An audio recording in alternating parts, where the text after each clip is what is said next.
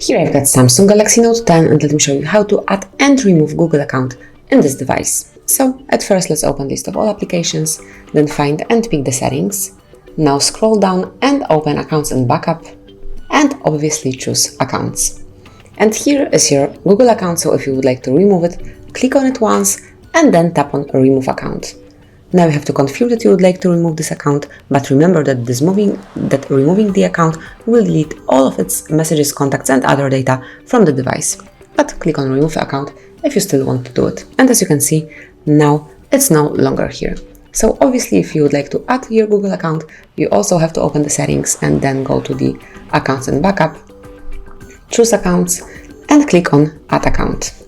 And now you have to select Google, give your device a few seconds, and now it's time to log in with your Google account. If you do not have one, you can simply create it by tapping on create account. So let me enter my email address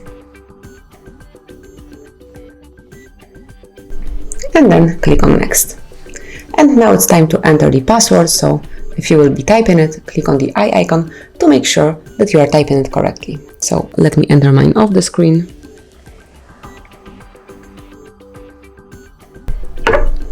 And then tap on next.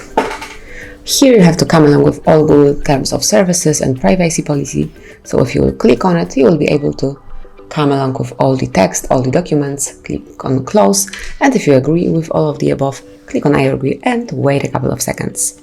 Now, here you can activate or deactivate the backup to Google Drive.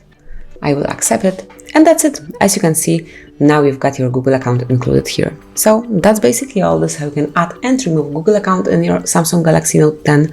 Thank you for watching. Please subscribe our channel and leave the thumbs up.